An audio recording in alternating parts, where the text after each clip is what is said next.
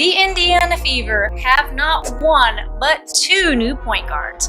We all know about Odyssey Sims, but now the Indiana Fever have signed guard Kyra Lambert to the team. But who is Kyra Lambert? Homestand, but before practice, they added to the roster yet again, and no surprise, it came at the point guard position, the place where they have a gaping hole at the moment due to injuries. Kyra Lambert, the latest member of the Indiana Fever, she will wear number 15 and presumably here soon make her WNBA. Kyra Lambert just landed in Indiana, but she's already grabbing headlines, and not because of her game. Instead, it was the way she lit up when talking about Caitlin Clark on live TV. She didn't hold back, and that kind of praise from a brand new teammate instantly raised eyebrows. The timing? Interesting. The Fever, stuck without their superstar Clark, weren't about to coast through this stretch. Instead, they made a move, signing Lambert straight out of Europe on a 7-day contract and tossing her right into the rotation. And honestly, it makes sense. Without Clark, watching Indiana hasn't exactly been must-see basketball. It's been more like a loyalty test for fans. Add in injuries to Sydney Colson and Ari McDonald, and suddenly the guard depth chart was looking razor thin, as shaky as WNBA officiating on a bad night. That's when the front office made their call. Enter Lambert, stage right, with perfect timing and plenty of intrigue. She spent the entirety of her basketball career professionally playing overseas, most recently over in Greece, played several years at Duke, finished up at the University of Texas, so there's some connection. So, who is Kyra Lambert? Good question, because the WNBA doesn't exactly hype new arrivals with much flair. She's not a name casual fans would instantly recognize. Before this signing, unless you followed European women's hoops or were tied to Duke or Texas, Lambert likely wasn't anywhere near your radar. Now, she's suddenly in the Fever spotlight. But today, the Indiana Fever have signed Kyra Lambert, which not many people, including myself, know who she is. When you look at her stats, it looks like, oh my god, the Indiana Fever have taken note from the Minnesota Lynx. They have taken note from the Golden State Valkyries. They've taken note from the Phoenix Mercury. All these teams that have brought over players from Europe. So many are thinking, finally, the Indiana Fever have taken note and brought in a EuroLeague player. Only Kyra Lambert actually isn't from Europe. I did look her up over on the ESPN app, and it looks like she went to school at Duke and at Texas. She was a Longhorn. And according to ESPN, she averaged 6.8 points, 3.2... So, who exactly is Kyra Lambert? And why has she already managed to plant herself in the middle of the WNBA conversation? Let's just say her introduction to the Indiana Fever has been anything but quiet. She hasn't logged a regular season minute in her new number 15 jersey, but she's already commanding attention. Not because she's filling a temporary roster gap. Not because she's a fresh face from Europe. But because, in her very first big media moment, Lambert chose not to play the "just happy to be here" card. Instead, she decided to talk about Caitlin Clark like she's the sun the entire Fever galaxy revolves around. And honestly, she's not wrong. Let's rewind. Lambert isn't just some random signing plucked off the street. This is a player who has put in serious work overseas.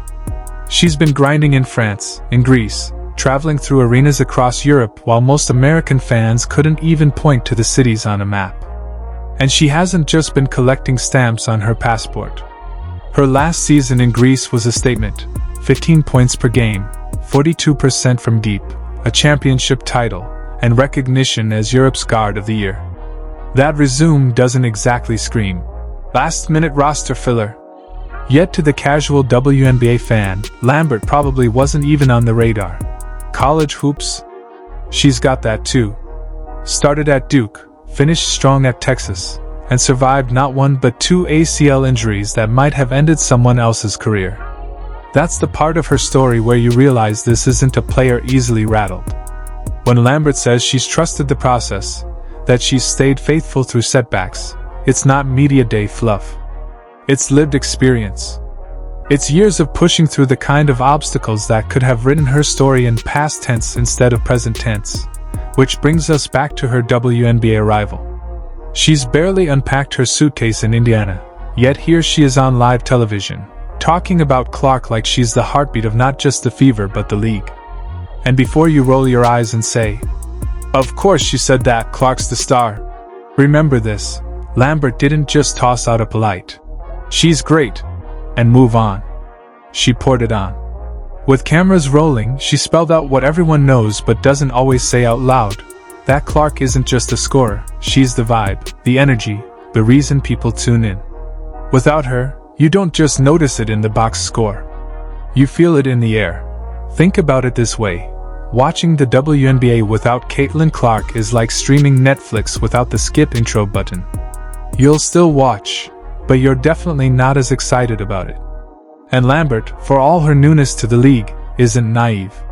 She's been following the WNBA for years, calling it the best basketball in the world. Translation? She knows exactly who the stars are, and Clark has been at the top of her list. But let's not pretend this was all pure, heartfelt sentiment with no strategy behind it. The Fever have been without Clark for weeks thanks to that nagging groin injury. And the league has felt it. Ratings have dropped hard. We're talking about games that used to deliver guaranteed numbers, like Fever vs Sky, tanking to their lowest since Clark entered the league. That's not a stat the WNBA can smooth over with PR spin. It's the kind that makes network execs sweat. So when Lambert sat down and gave Clark that level of public praise, it did more than just earn her some brownie points with a teammate. It fed directly into what the league needs most right now, keeping Clark's name hot while she's sidelined. And if you think that timing is a coincidence, you probably also think WNBA refs call games evenly. Here's the kicker though. Lambert isn't on a guaranteed multi-year deal. She's on a 7-day contract, a glorified audition, the trial run of pro sports. You don't just want to impress your teammates. You want to win over a restless fan base. You want to align yourself with the star who defines the franchise. And Lambert nailed that. It's PR 101. The difference? It didn't feel forced. It didn't feel like a canned answer. Too often you can tell when an athlete is giving you the company line, the "we'll watch the tape" equivalent of teammate praise. Lambert sounded authentic. Every word landed like she actually believed it. Which, if you've been following her career, shouldn't surprise you, because Kyra Lambert doesn't do fake. She does grind. She does resilience. And apparently, she does making headlines before she's even had time to lace up for her first official WNBA game. Just what's coming your way and that you'd have a chance to play on a team that might need you to play right away. No, I was super excited. It's a blessing, having the journey that I've had and just, remaining faithful, trusting God and doing the work and just to see it all come back around. Kyra Lambert didn't just talk about Caitlin Clark. She also made it clear what joining the Fever means to her. She called it a blessing, praised the organization as first class, and pointed out how naturally she fits into Indiana's run-and-gun, high-intensity style. And she's right. Without Clark, the Fever have had to lean on pace, pressure, and outside shooting just to keep games competitive. That happens to be exactly where Lambert thrives. Quick, aggressive on defense, and reliable from deep, she brings skills that make sense for this roster. And here's the key. Her praise of Clark doesn't diminish her own value. If anything, it strengthens it. Lambert's message is simple. When Clark returns, we're even more dangerous, and I can be part of that formula. That's the kind of positioning that makes a 7-day contract worth reconsidering for the long haul. Of course, the subplot hanging over everything is Clark's timeline. Lambert didn't reveal insider details, but the whispers are growing louder. Clark's already practicing, and mid-August, between the 17th and 20th, is the target. If Lambert sticks around, she could be right there when Clark makes her highly anticipated comeback. And trust me, ratings will explode. Talk about culture and character of this team as they welcome all these new players in. Your first impressions on day one here, what that means, what that feels like. This is a first-class organization. Everybody has been so welcoming, so nice, so kind, and just everybody is here helping each other. Just, the goal is to win. The goal is, to get another championship. So I'm really excited to be here, and I've definitely felt the love getting here, just two nights ago. So. How do you take in all the information of new plays, new teammates, tendencies, all that in such a short amount of time? Yeah, it's a part of the job. You study just like people study in school. You study the playbook, you watch film, you do your due diligence as far as, you know, who you know, knowing your personnel. So, you know, again, just doing the work. Do you have any familiarity with players on the team now, teammates, or is this all everybody new? It's pretty much new. I mean, I've played against a couple of players on the team from like years. Lambert also touched on something bigger than X's and O's: culture and character. Kelsey Mitchell's been emphasizing that all season, especially with so many roster shakeups. And if you think that's just cliche locker room talk, it's not. The Fever have quietly built a team that doesn't collapse when one star goes down, even if that star is Caitlin Clark. No, they're not winning every game without her, but they're staying competitive instead of crumbling. That's why Lambert's immediate buy-in matters. From her very first day, she's shown she gets it. And then there were the subtle jabs in her interview. No names mentioned, but you could tell she's tuned into the league's chatter. She's heard the talk about the physicality, the targeting of certain players, and the uneven officiating. Without directly saying it, Lambert positioned herself as someone who's ready to bring intensity and protect her teammates.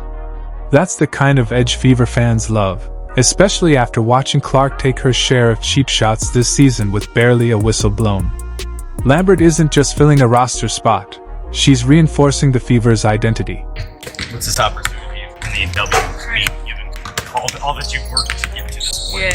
Yeah. I mean, it means everything, you know, to, again, just remain faithful and trust the process. You know, it speaks to resiliency, it speaks to faith. Let's be real.